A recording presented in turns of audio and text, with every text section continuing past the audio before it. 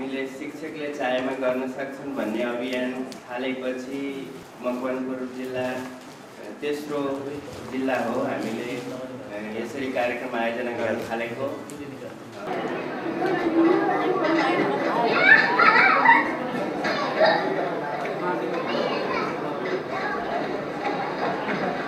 अब अहिलेको उसमा हामीलाई गाह्रो हुन्छ किनभने अब धेरै अब यो विकास धेरै भइसक्यो होइन। अब हामीले पुरानो किताबको पुरानो नाराका पुरानो व्यक्तिहरू अब हाम्रो उमेरले पनि हामीलाई उहाँले राम्रो काम गर्छ यो फलानु सरले बनाएको विद्यार्थी मेरो पनि मन स्याहार छ कि तर गर्न 50-55 भयो अब अर्को पैसा अँगालो भने त्यसले पहिला स्कुलमा भर्खरै आएको नयाँ बच्चाहरूलाई आफूलाई जेको चित्र आउँछ त्यही लेख्न पायो भने पछि भएपछि हामी अक्षरहरू गर्छौँ।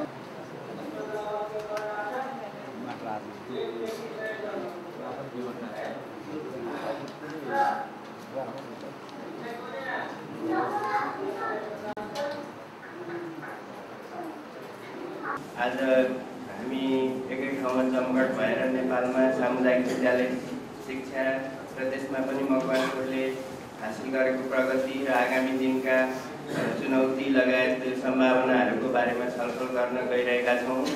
आज हामी धेरै बोल्ने भन्दा नि यहाँ उहाँको एक्सर्साइज के छ जिल्लाको अभ्यास जिल्लामा हामीले के गरेका छौँ हामीले गर्यौँ भनेका छौँ वास्तवमा के हो त रियालिटी 4-5 विद्यालयको भिडियो यथार्थ चित्रण हुन्छ यहाँ अहिले प्रथम सत्रमै त्यसमा देखेका कुराहरू सम्बन्धित विज्ञहरूले टिप्पणी गर्नुहुन्छ।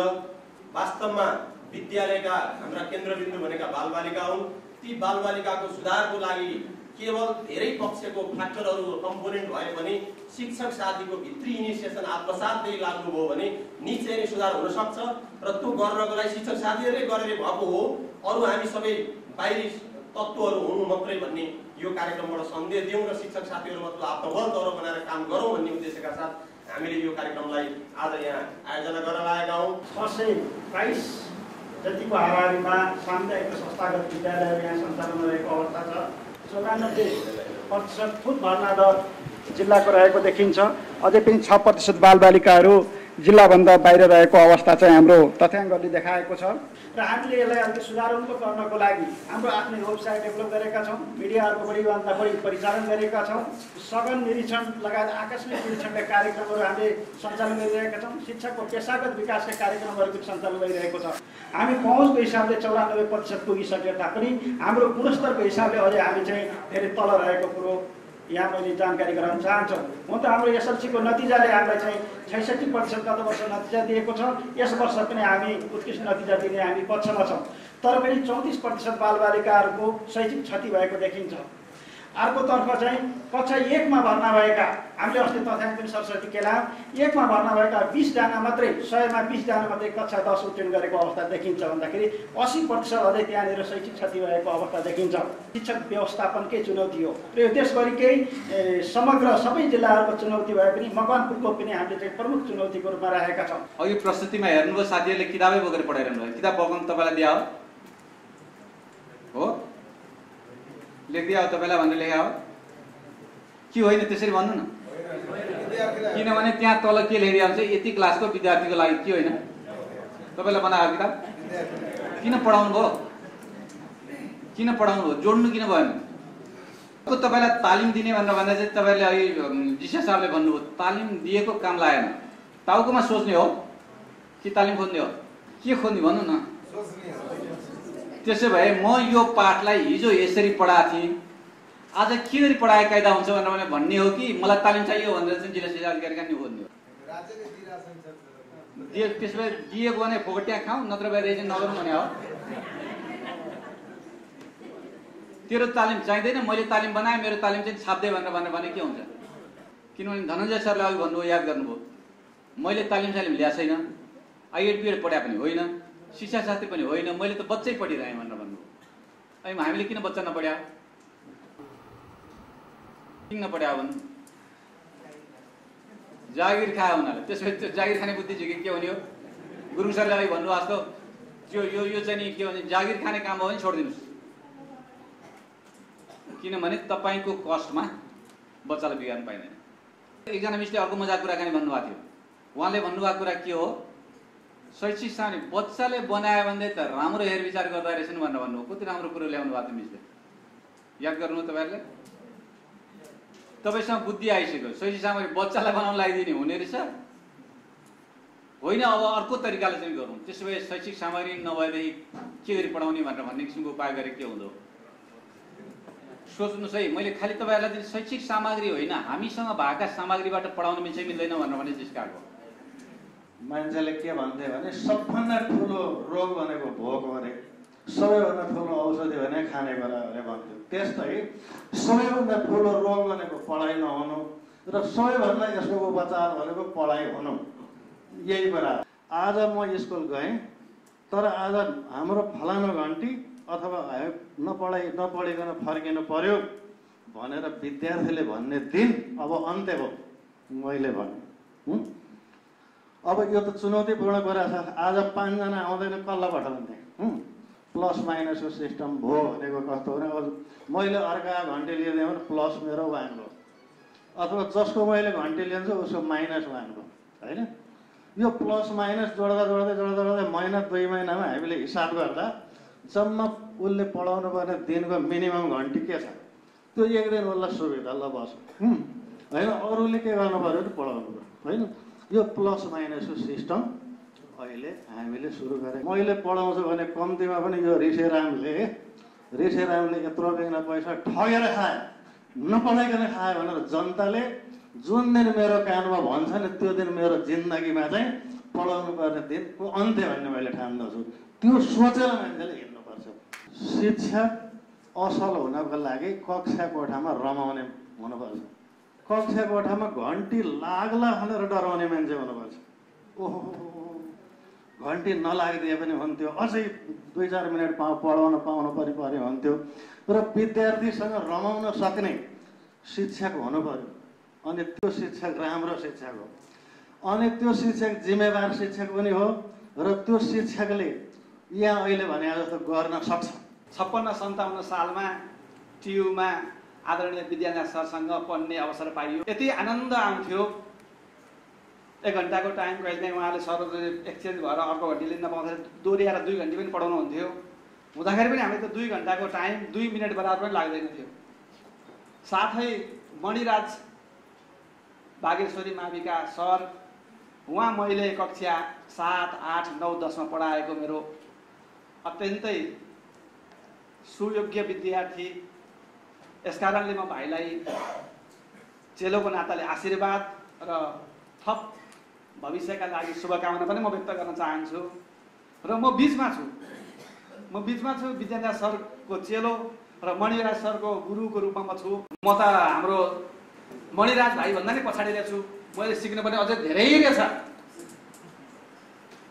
मलाई लागेको थियो यो वर्षभित्र हामी पनि नमुनाको रूपमा चाहिँ विद्यालय घोषणा गर्ने कि भन्ने लागेको थियो, तर अझै म 1 वर्ष गर्दिनँ। मलाई त्यो अनुभूति भयो। एउटा प्रधानाध्यापकको जिम्मा जब मैले पाएँ, मेरो जिम्मा भनेको जति मेरो विद्यालयमा बच्चाहरू आए त्यसको भविष्य मेरो हातमा छ।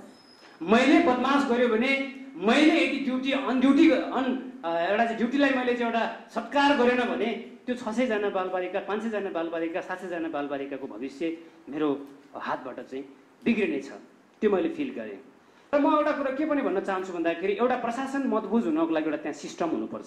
मैले पनि विद्यालयमा 3-3 दिन 4-4 दिन हडताल भएको घटनाहरू मलाई चाहिँ विभिन्न खालका धम्कीका कुराहरू आएको छन्। यहाँ शिक्षक साथीहरू कहिलेकाहीँ व्यक्तिगत स्वार्थको लागि सामूहिकता भावना प्रदर्शन गरेर चाहिँ प्रशासनमाथि नै आँचाउने काम गरिदिन्छ। कहिलेकाहीँ समितिका साथीहरूलाई पनि च्यालेन्ज दिन सक्नुपर्ने हुनसक्छ।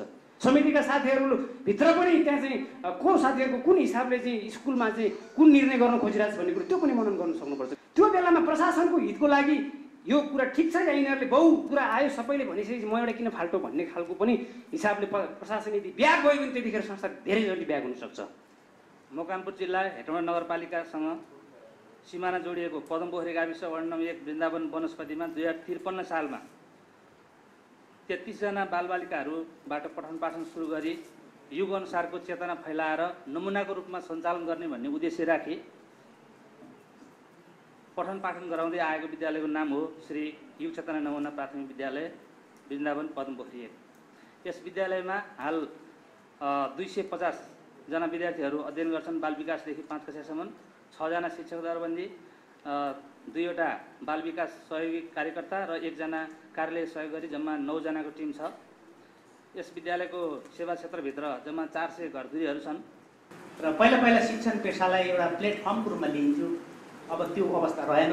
काम गर्ने टिचर स्कुललाई चाहिँ केही चाहिँ पुरस्कृत गर्नुपर्ने पनि हो कि यहाँ त जसले राम्रो गरे पनि केही भएन, नराम्रो गरे पनि केही भएन।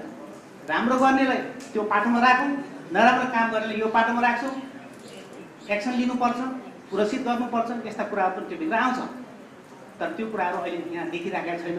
अनुभव हुँदैन, अनुभव नभएपछि के भयो त त्यत्तिकै आफ्नै किसिमले चाहिँ दिन बित्ने कामहरू यसरी भएको छ। त्यसले गर्दाखेरि आज यो शिक्षकले चाहेन गर्न सक्छन् भन्ने कुराहरूलाई चाहिँ म त एकदम आशावादी छु।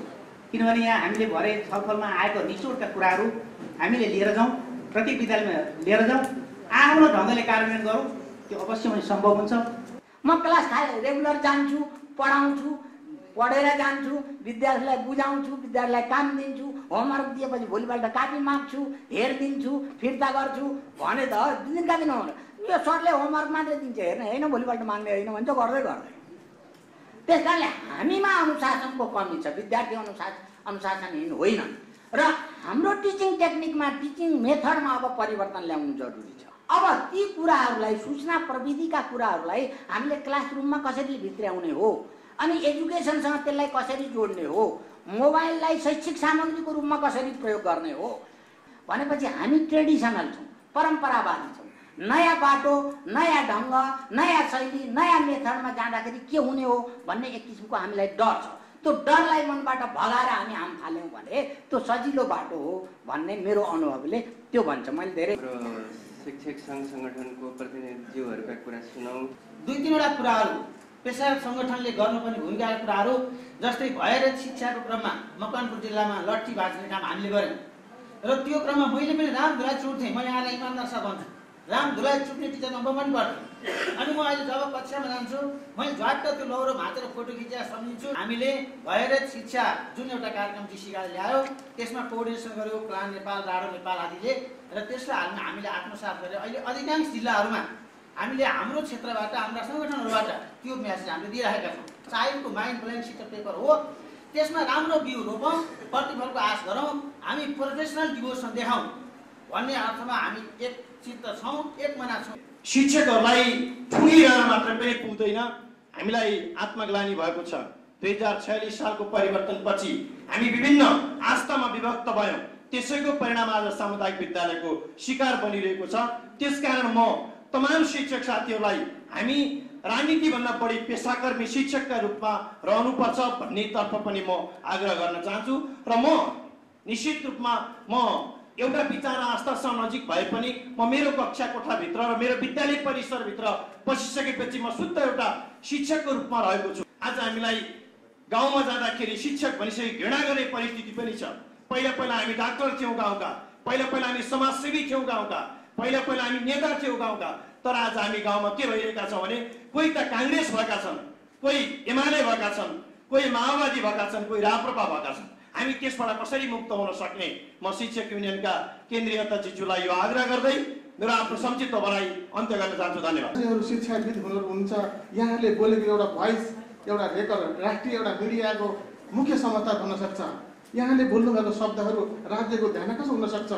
त्यसले कस्तो शिक्षा नीति हुनुपर्ने भन्ने कुरो यहाँहरूको ध्यान जाओस् भन्न चाहन्छु। किनभने परिवेश बदलेको छ, समाज बदलेको छ, चेतनाहरू बदलेका छन्, तर हाम्रा स्वभाव प्रवृत्तिहरू उनी पुरानै रह्यो भने हामीले आशा गरेको आशातीत उपलब्धि प्राप्त हुन सक्छ। र कक्षालाई बाल मैत्री बनाउनको लागि हामीले पनि हाम्रा विभिन्न कार्यक्रमहरूमा त्यसलाई अगाडि आदरणीय टेक सरले भन्नुभयो जस्तै हाम्रा चाहिँ कार्यक्रमहरूमा पनि त्यसलाई सँगसँगै हामीले अगाडि बढाइरहेका छौँ। तालिम तथा शिक्षकका क्षमता अभिवृद्धि सम्बन्धमा पनि शिक्षक युनियनले विभिन्न किसिमको कार्यक्रमहरू राख्दै शिक्षक साथीहरूका क्षमता अभिवृद्धिको लागि पनि यसलाई अगाडि गइरहेका छौँ। र हामीले अहिले हाम्रा हरेक कार्यक्रमहरूमा हामीले हाम्रा सदस्य साथीहरूलाई हामी अधिकारको लागि हामी धेरै लडिसक्यौँ। हुन त हाम्रो त्यो चाहिँ क्रम टुङ्गिएको छैन, हामीले धोका खान छोडेका छैनौँ।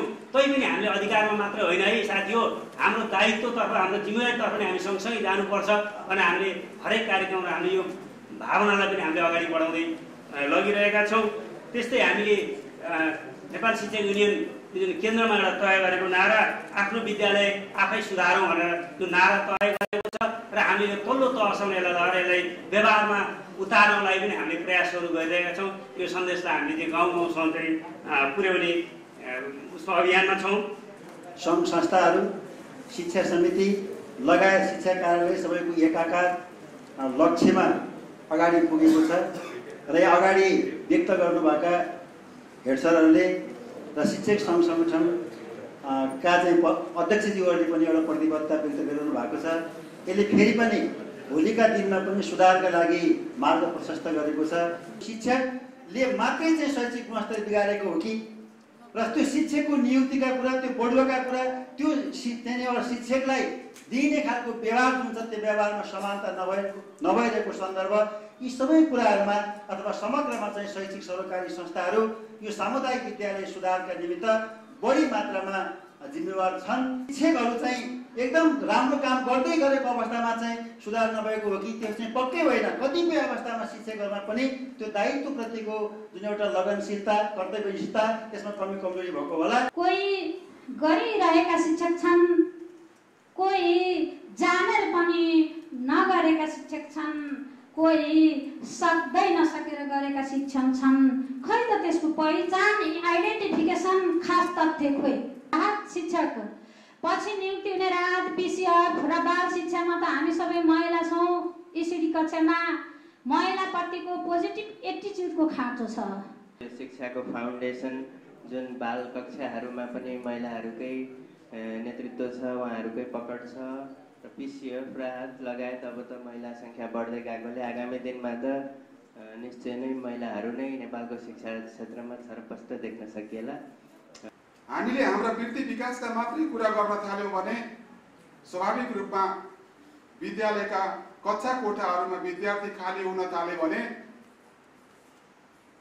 र त्यसमा हाम्रो क्षमता र हामीले हाम्रो कर्तव्य दायित्व निर्वाह गर्न सकेनौँ भने हामीले पाएका वृत्ति विकासका कुराहरू पनि धरापमा पर्न सक्छ। म उदाहरण दिउँ आदरणीय मित्र, नाइजेरियाको कुरा। नाइजेरियामा सरकार बदलेपछि पेन्सनधारी साथीहरूले आन्दोलन गरे, गभर्मेन्ट अड्यो, सहमति भयो, तर पनि कार्यान्वयनको सवालमा अहिले पनि धरापमा छ। सरकारले ध्यान दिन सकेन भन्ने भनाइ छ। त्यसैले अनि काम गर्ने पेसाकर्मीहरूले आफ्नो कर्तव्य परायणलाई बिर्से भन्ने कुराहरू पनि आएको छ। त्यसैले कतै नाइजेरियाको उदाहरणमा हामी त पर्ने होइनौँ, हाम्रो लागि पनि एउटा खतराको सूचक छ। यहाँ विद्यालयका प्रधानाध्यापक साथीहरू, शिक्षक साथीहरू, पेसागत नेतृत्व साथीहरू, केन्द्रदेखि जिल्लाका सबै संस्था पेसाका साथीहरू हुनुहुन्छ, राजनीतिक पार्टीदेखि सबै साथीहरू हुनुहुन्छ। उहाँहरूले, युवा साथीहरूले चाहँदा के हुँदैन रहेछ, हुँदो रहेछ नि त। सबै स्टेक होल्डरहरूलाई अगाडि बढाएर एक ठाउँमा ल्याएर एकताबद्ध बनाएर समस्याहरूलाई अन्तर्क्रिया गरेर निष्कर्ष निकालेर लागू गर्ने क्रममा कम्तीमा अग्रसर त हुनुभयो। बधाई छ साथीहरू, तपाईँहरूको यो जोस, हिम्मत, साहस निरन्तरता रहोस्। हामीले के सघाउनु पर्छ, नेपाल शिक्षक युनियनले के सघाउनु पर्छ, हामी सदैव तयार छौँ। तन मन धनले हामी तयार छौँ। केवल सैद्धान्तिक भाषाले मात्रै होइन, हर किसिमले हामी तयार छौँ, किनभने विद्यालयको शिक्षा सुधार नगरेसम्म अब मुलुक सुधार हुन सक्दैन, हाम्रो पेसाकर्मी साथीहरूको वृत्ति विकासको रक्षा हुन सक्दैन भन्ने हाम्रो ठम्याइ छ। र अहिले पनि हाम्रो समाजले शिक्षकलाई सबभन्दा माथिल्लो स्तरको दर्जा राखेको छ। मलाई लाग्छ म आफू पनि लामो समयसम्म शिक्षक थिएँ र कोही मान्छेलाई एउटा चाहिँ के भन्छ ठेक्कापट्टा गर्ने मान्छेले एउटा शराब दारू पिएर हिँडेको छ भने कस्तो रहेछ छेड्दाले दारू पियो भन्दैन, समाजले शिक्षक भएर दारू पिउने भनेर भन्छ। भनेपछि त्यो सम्मानको कुरा हो। त्यस कारणखेरि त्योतर्फ हामीले आफूलाई अपमान छ कि भन्ने कुरा चाहिँ यहाँहरूले बिर्सिँदानको लागि म अनुरोध गर्दछु। र मैले पनि यहाँ भन्ने, तपाईँहरूले भन्ने, सबैले राम्रो हुन्छ भन्ने, त्यसपछि राजनीति फाँटबाट के गर्नुपर्ने, अभिभावकले के गर्नुपर्ने, शिक्षकले के गर्नुपर्ने, कोही पनि साथीहरू म आज अप टु डेट शिक्षक हुन सक्दिनँ भने प्लिज अरू धेरै पेसा छ काम गर्नलाई। स्कुल पनि धेरै रहेछन् यहाँ जनसङ्ख्या हिसाबले गर्दाखेरि, र स्कुल जति भए पनि जति मन्दिर बनाए पनि पूजापाठ राम्रो भए के काम लाग्दैन। त्यस कारणले शिक्षकहरूलाई आरोप लगाउनुभन्दा पनि मैले शिक्षकको समर्थन मात्रै गरेन, हामीले आफ्नो दायित्व बुझ्नु पर्यो।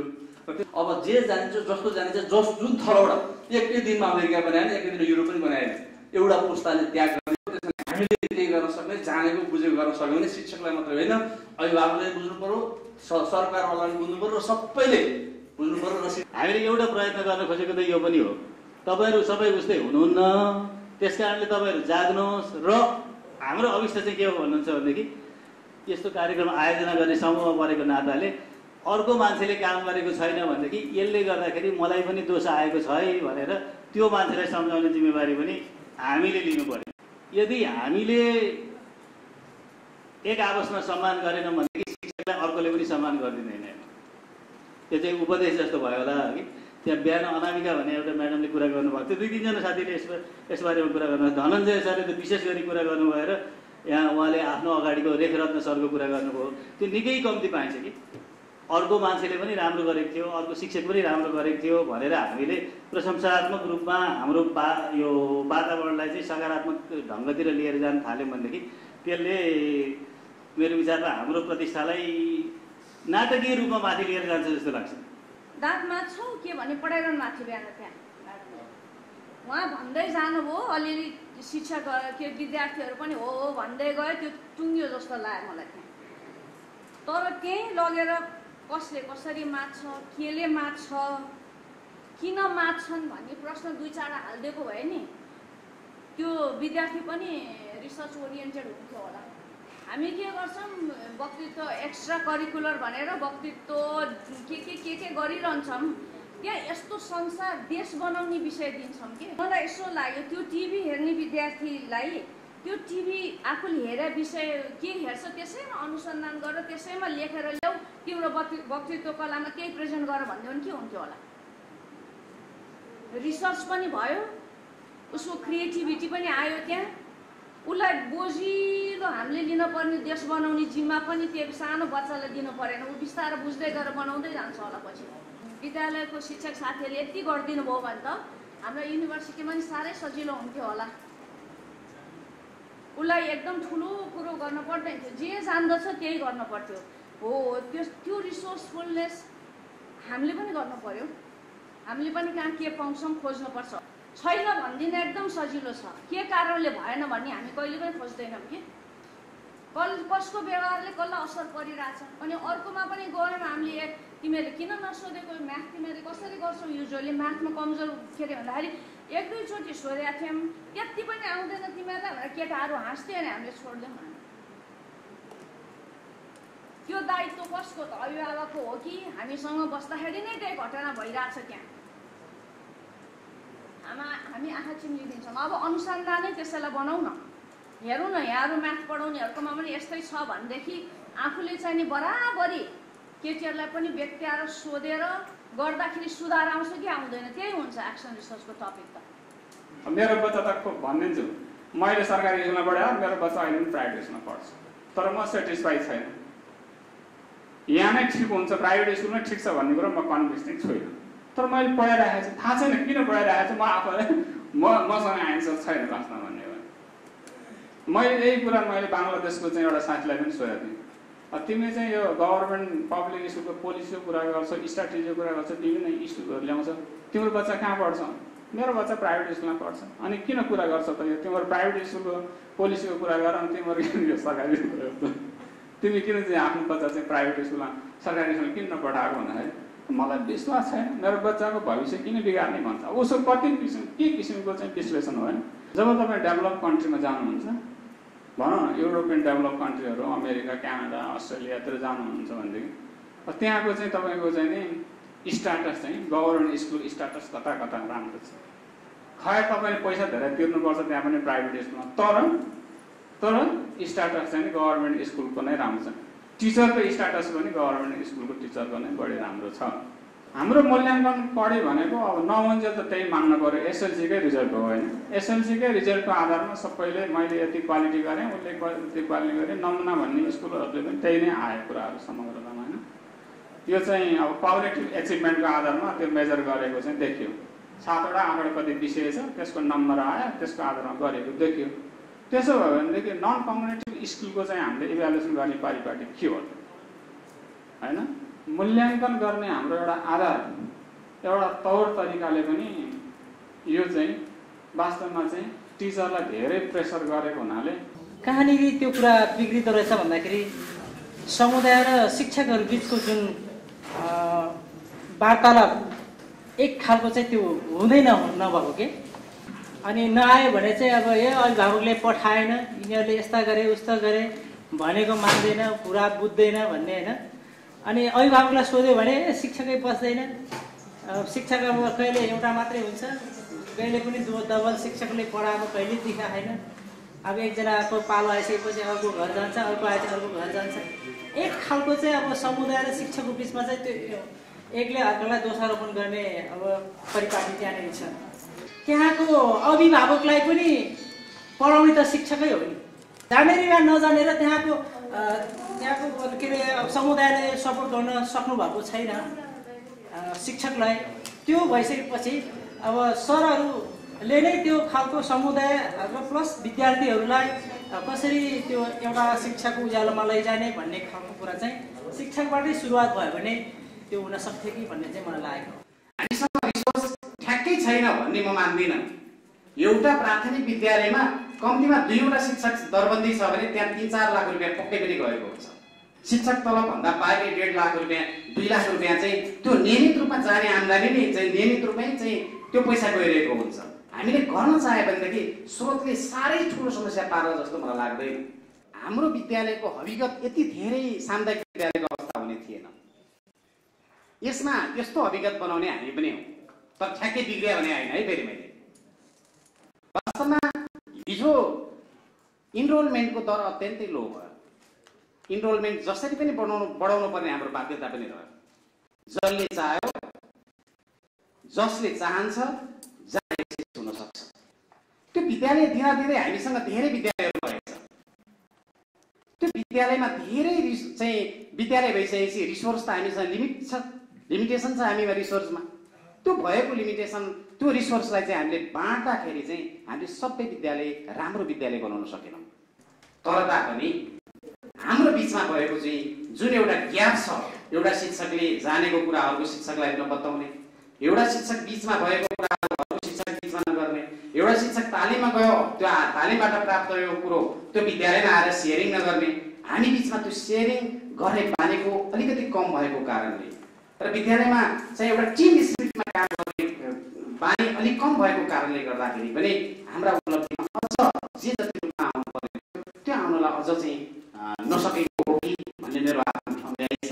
शिशु कक्षा इसिडी वा नर्सरी जुन खालको हामीले योजना बनाउनु पर्यो हामी त्यही चुकेका छौँ। त्यसलाई शिक्षा ऐनमा समेट्नुपर्छ र त्यहाँ पढाउने शिक्षकहरूको पूर्णतया व्यवस्थित साथ त्यहाँको चाहिँ व्यवस्था मिलाउनु जरुरी हुन्छ र नीतिगत रूपमा हामी त्यहाँ फेलियर छौँ अगाडिबाट। त्यस कारणले गर्दा हामी त्यहाँ चुकेका छौँ। यदि त्यहाँबाट हामीले सुरु गऱ्यौँ र अरू सारा कुराहरूमा हामीले ध्यान दिँदै गयौँ भने शिक्षक एउटा पात्र हो नचाउन हामीले जान्नुपर्छ। कला त्यहाँ भरिन्छ पक्कै हामी सफल हुनेछ। धन्यवाद। मेरो विद्यालयमा डेस्क बेन्च छैन। अहिले मलाई मुद्दा लगायो काठको 7.5 लाख धरोड राखेर मुद्दा लडेर आएको। अहिले मुद्दा बलबल फाइनल भयो। डेस्क बेन्च बनाउनु 100 किबी काठले भनेर म दौडिरहेको छु आधा भारमा। अहिले वार्डन कहाँ खाली विद्यालय व्यवस्थापन समिति औँठा टेक्छ अनि हामी डिग्री होल्डरवाला अन्डरमा बस्नुपर्छ। पट्टु लगाएर औँसी खाएर स्कुलमा आउँछ अनि उसकै अधिकारमा सम्पन्न छ, उही ठुलो छ, उसले हामीलाई कारवाही गर्छ। हामी जिल्ला शिक्षा अधिकारीको वा सिडिओको मार्फत भवन पाउनु पर्यो। हामी विद्यालय व्यवस्थापन समितिको अन्डरमा होइन हाम्रो राख्ने। शिक्षकलाई कारवाही गर्न सक्ने अधिकार वा सुझाव पेश गर्न सक्ने समस्त अधिकार दिनु पर्यो नि प्रहलाई। अनि पो शिक्षकले केही चाहन्छ त, अनि पो शिक्षक चाहन्छ त्यो ठाउँमा सरकार राख्ने सम्पूर्ण शिक्षा क्षेत्रको लगानी बिना अथवा चासो, सामूहिक चासो बिना शिक्षक एउटैले मात्रै सम्भव त्यो छैन। फाउन्डेसन क्लासलाई चाहिँ अलि स्ट्रङ बनाउनको लागि त्यहाँ पढाउने शिक्षकदेखि लिएर होइन त्यो चाहिँ शिक्षकसम्म स्वीकार गरिरहेको अवस्था नभएको अवस्थामा हामीले त्यो आधारभूत कक्षालाई कसरी बलियो बनाउने? लगभग 1.5 वर्ष मात्र भएको छ। त्यस विद्यालयमा म पुग्दाखेरि शिक्षक साथीहरू बिचमा एक आपसमा बोलचाल थिएन। एउटा शिक्षक आउँदाखेरि अर्को शिक्षक उठेर हिँड्ने अवस्था थियो। विद्यालयको अवस्था भद्रगोल अवस्थामा थियो र मलाई त्यहाँ पुगेर पहिलो पटक 2-3 महिना त त्यहाँ शिक्षक साथीहरूलाई बोलाउन मात्रै समय लाग्यो। किनभने त्यो विद्यालयमा पहिलो सुरु हेडमास्टरले चाहनुपर्छ अनि मात्र त्यहाँ शिक्षकले चाहन्छ। जब हेडमास्टरले चाहँदैन भने शिक्षकले कसरी चाहन्छ? हेडमास्टरले योजना दिनु पर्यो, शिक्षकलाई बिना पूर्वाग्रही काममा लगाउन सक्नु पर्यो, शिक्षकको भावना बुझ्न सक्नु पर्यो, शिक्षकले चाहे अनुसारका सेवा सुविधाहरू त्यहाँ दिन सक्यो भने त्यस्ता विद्यालयको शैक्षिक स्तरको सुधार भएको हामीले पाएका छौँ। आजको यस सामुदायिक विद्यालयको सुधार शिक्षकले चाहेमा गर्न सक्छन् का साथसाथै सबै शैक्षिक सरकारवालाहरूले सुधारको सोच राख्नु पर्छ कि पर्दैन? यदि पर्छ भने हाम्रा आफ्ना बाबु नानीहरू सामुदायिक विद्यालयमै अध्ययन अध्यापन गर्ने गराउने प्रतिबद्धताको घोषणा चाहिँ कहिले गर्ने? यो मेरो प्रश्न सबै सरकारवालालाई। मलाई खास गरेर यहाँ शिक्षकले चाहेमा गर्न सक्छन्, यसमा हामी 100% सहमत छौँ। महिलाहरूले पनि नेतृत्व गर्न सक्छन्, तर अझैसम्म विश्वास गर्ने वातावरण बन्न सकेको छैन।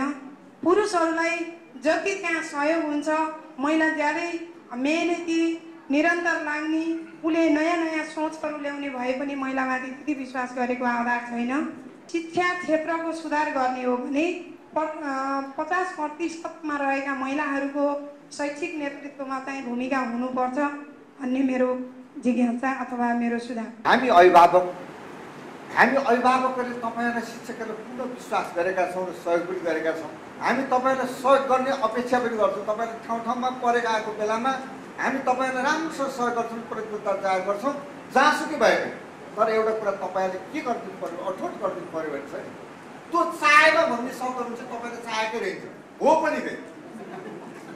यो विषयमा तपाईँले ढुक्काउनुहुन्छ। अब के हुन्छ, चरित्रको निर्माण गरेर त्यो स्कुलको निर्माण गर्नको लागि, त्यहाँका हाम्रा बालबालिकाको निर्माणको लागि तपाईँले प्रतिबद्धता के जाहेर गर्नु पऱ्यो भने अहिले उठिसकेको छ, तपाईँहरूका बालबच्चा पनि त्यही सामुदायिक विद्यालयमा पढाउनु पऱ्यो। त्यो पढाउने अठोट तपाईँले आज गर्नुपर्छ। फेरि अरू प्रतिबद्धता जाहेर गरेर गर्नु, तपाईँहरू झुट्टा फटा बौद्धिक क्षेत्रका व्यक्तित्वहरू फटा नबनिदिनुहोस् प्लिज।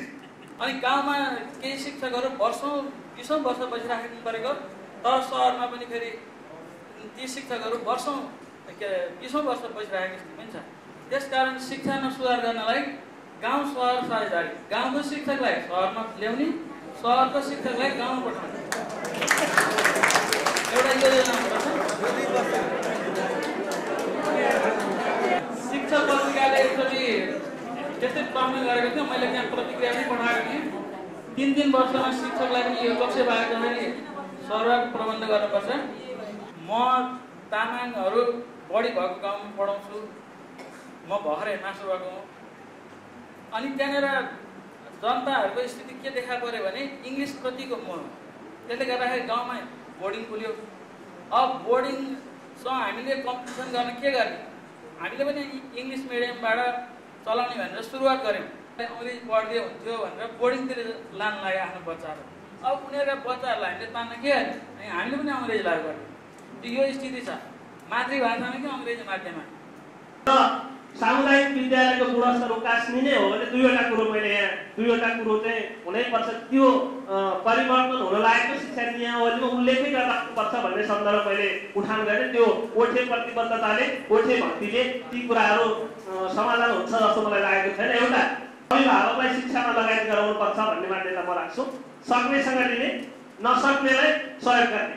शिक्षासँग सरोकार राख्ने विभिन्न वर्गका छोराछोरीहरू सके विदेशमा, नसके मूल्याङ्कन गर्छन् उहाँलाई सामुदायिक विद्यालयको नीति नियम राम्रो भयो कि नराम्रो भयो कि त्यो हुनाले हामीले त सुरुवात गरेछौँ परिवर्तन आफैबाट गर्नुपर्छ भन्ने सामै हामीले व्यवहारमा ल्याएको छौँ। मेरो विद्यालयमा मेरो भएका केटाकेटीहरू शिक्षकहरूका केटाकेटीहरू सामुदायिक विद्यालयमा मेरै विद्यालयमा आएर पढिरहेका छन्। यो मेरो उदाहरण हो र यो कुरा जसले नेपाल सरकारको नुनपानी खान्छन् यो राज्यमा तिनका छोराछोरी अनिवार्य रूपमा सामुदायिक विद्यालय पढाउनु पर्छ भनेर नियमावलीमा लेखिनु पर्यो भन्ने मैले कुरा उठाएँ। धन्यवाद।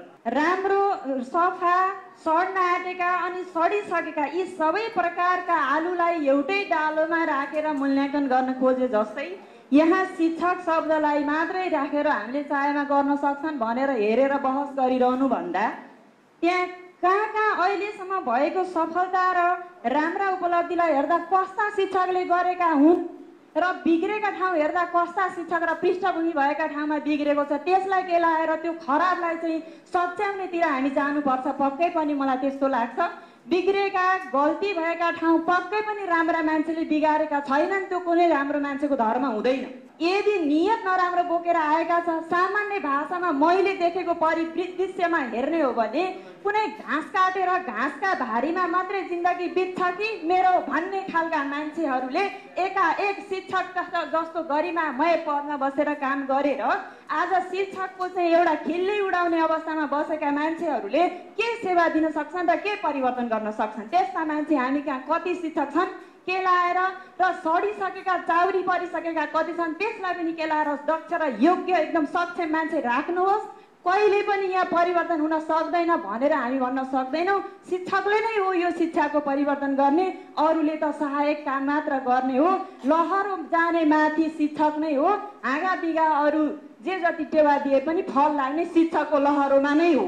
शिक्षकहरूका बालबालिका सामुदायिक विद्यालयमै पढ्नुपर्छ भन्ने कुरोलाई समर्थन गर्दै म एउटा सानो मेरो स्कुलको एउटा चाहिँ इक्जाम्पल सेयर मेरो आफ्नै स्कुलमा पढ्ने उहाँहरूसँगै पढ्ने अनि जब रुटिन बनाउने मैले पनि 2-4 वर्ष त त्यहाँ प्रह चलाएँ।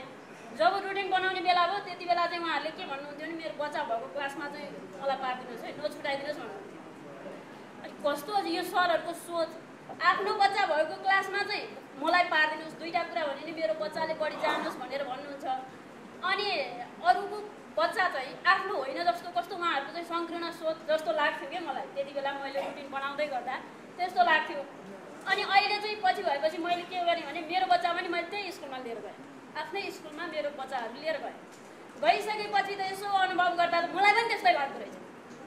मलाई पनि मेरो बच्चा पढिराखेको क्लासमा चाहिँ म पनि हुन पाए हुन्थ्यो जस्तो मलाई पनि लाग्दो रहेछ भनेपछि यथार्थमा शिक्षकहरूका बालबच्चाहरू सामुदायिक विद्यालयमा अध्यापन गर्न लैजाने हो भने अध्ययन अध्यापन कार्य साँच्चै नै प्रभावकारी रूपमा हुन्छ भनेर मैले यो इक्जाम्पल एउटा यहाँहरू समक्ष राखेको छु। अभिभावकहरूले गाली गर्दा गर्दा गर्दा पिटेर थेत्तर बनाएको बच्चा चाहिँ हाम्रो स्कुलमा आउँछन् अनि त्यसलाई माया गऱ्यो भनेदेखि त त्यो मातेका अवस्था पनि छन्। त्यसले गर्दाखेरि हाम्रो अलिकति रणनीति पनि चेन्ज गर्नुपर्छ कि जस्तो लाग्छ। अभिभावकहरूलाई पनि एउटा शिक्षा दिनु पर्यो। भर्ना गर्न आउँदाखेरि तपाईँको यो दायित्व हो भनेर गरेर भोको पेटले काम गर्न सकिँदैन। कम्तीमा त्यो बाल विकास केन्द्रका शिक्षिकाहरूलाई पेटभरि खान दिने हामी पैसा दिउँ न। र अर्को कुरा अङ्ग्रेजी माध्यमबाट विद्यालयहरू जानुपर्छ नत्र सुक्छन् भन्ने कुरामा हाम्रो चाहिँ यो उसले साझाले निकालेको पुस्तक नै लागू गर्नुपर्छ भन्ने सन्दर्भमा अब लिप भनेको छ, पात भनेको त हरिउनु पर्यो नि, तर त्यहाँ त कालो देखिन्छ। कसरी त बच्चाहरूले पढ्न सक्छन्? यी कुराहरूमा पनि सुधार हुनुपर्छ।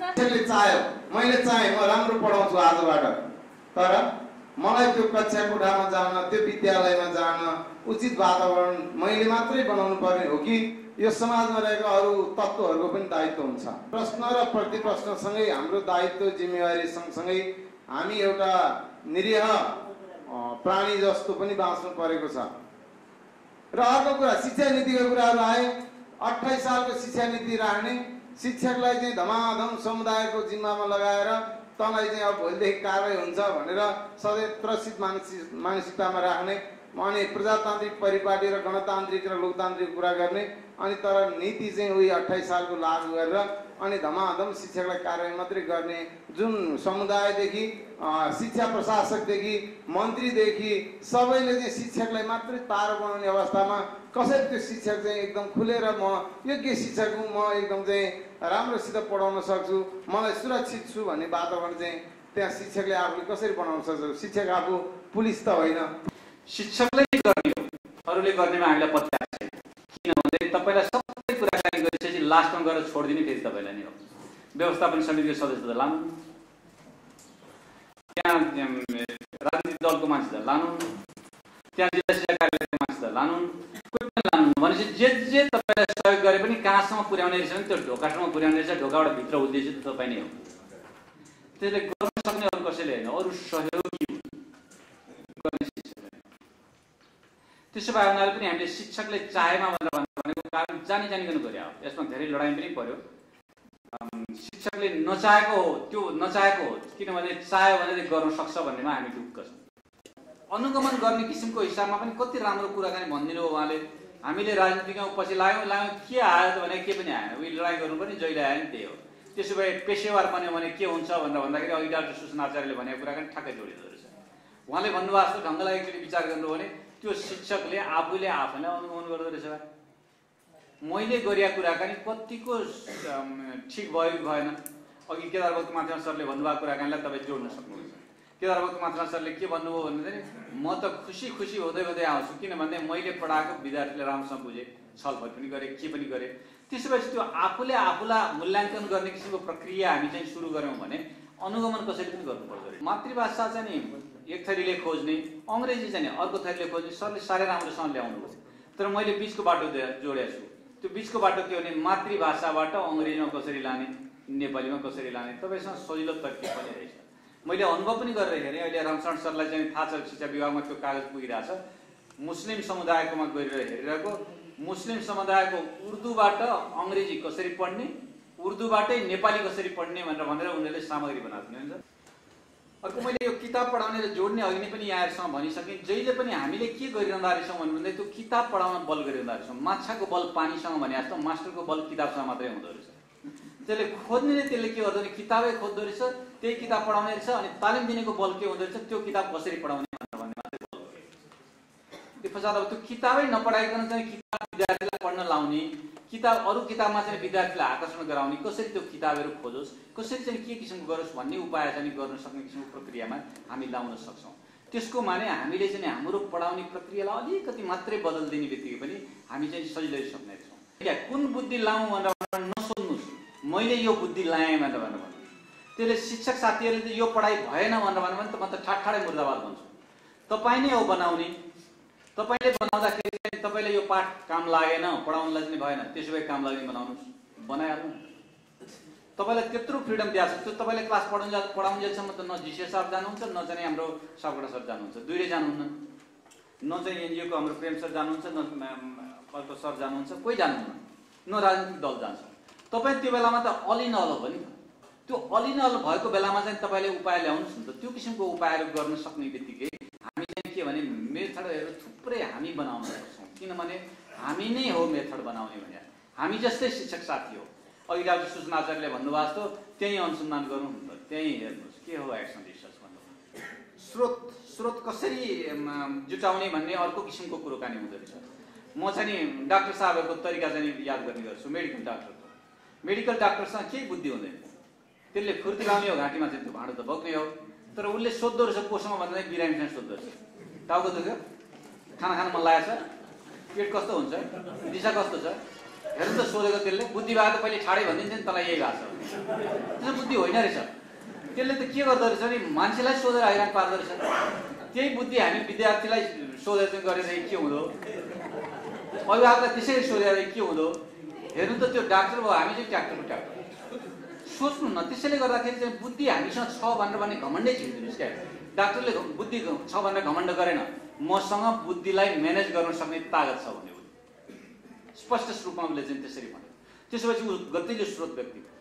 म त एउटा उदाहरण भन्ने गर्छु, कति ठाउँमा मैले भने पनि त्यो क्यानाडामा जाँदाखेरि चाहिँ त्यो क्यानाडामा चाहिँ एउटा नाउ कपाल काट्ने मान्छेले चाहिँ गरेको तरिका अचम्मको छ। कपाल काट्न आउने मान्छे चाहिँ अन्तर्वार्ता लिँदो रहेछ। हाम्रो नाउहरू चुपलाएर बस्दो रहेछ, त्यहाँको नाउ चाहिँ अन्तर्वार्ता लिँदो रहेछ। तपाईँ के लाउनुहुन्छ, कुन रङ हाल्नुहुन्छ, कहिलेदेखि यस्तो गर्नुभयो, कुन साबुन फेर्नुहुन्छ, 10 थरी सोध्दो रहेछ। भाइ लिस्ट गरेर राख्ने बित्तिकै त ऊ त जानकार पो हुँदो रहेछ। हामीले कहिले गएका छौँ विद्यार्थीसँग, ए बुझ्यो कि बुझेन हौ, अब मैले भने चाहिँ उसले बुझ्नुपर्ने, के मतलब हो होइन त? उसले बुझाए चाहिँ हामीले सोध्नु नहुने के हो? अर्को चाहिँ फारमबाट भएको कुराकानीमा मैले अर्को नेतृत्वको कुरो ल्याउनु भएको छ। नेतृत्व के हुँदो रहेछ भनेर भन्दाखेरि चाहिँ नि त्यो क्षमता अनुसारको नेतृत्व हुँदो रहेछ। हामी चाहिँ एकल नेतृत्व खोज्दा रहेछौँ। त्यो हेडमास्टर हुने बित्तिकै वा हेडमिस हुने बित्तिकै भएपछि जम्मै जान्नुपर्छ भनेर भन्ने किसिमको कुरोले नेतृत्वको कुरो गर्दा रहेछौँ। नेतृत्व भनेको म्यानेजरियल हुँदो रहेछ आजभोलि। किनभने हिजोको नेतृत्व डाइरेक्ट भन्ने किसिमको चलन्ते थियो भने अहिलेको नेतृत्व चाहिँ म्यानेजरियल हो। शिक्षकले चाहेमा गर्न सक्छन्। सामुदायिक विद्यालय सुधार विषय 1 दिवसीय अन्तरसमाज कार्यक्रम 69/2/21 मकवानपुर जिल्लाका हाम्रा साझा प्रतिबद्धताहरू: 1 विद्यालयमा नियमित विद्यार्थी प्रार्थना र राष्ट्रिय गीतमा संलग्न गराउँछौँ। 2 नियमित रूपमा विद्यार्थी तथा अभिभावकलाई परामर्श शिक्षा प्रदान गर्छौँ। 3 विद्यार्थीको निरन्तर मूल्याङ्कन गरी प्रभावकारी पृष्ठपोषण दिन्छौँ। 4 निश्चित तहसम्म अङ्ग्रेजी माध्यममा शिक्षण गर्छौँ, जुन चाहिँ अभिभावक एवं विद्यार्थीको चाहना बमोजिम। 5 बाल मैत्री वातावरणमा भयरहित तरिकाले शिक्षण सिकाइ क्रियाकलाप गर्छौँ। प्रथम त बिहान लगभग 8 बजेदेखि अहिले 6 बजेसम्म सभा भइसकेको छ। 10 घन्टासम्म अनवरत रूपले यो गर्मीमा पनि हामीहरूलाई यो कार्यक्रममा साथ दिनुभयो।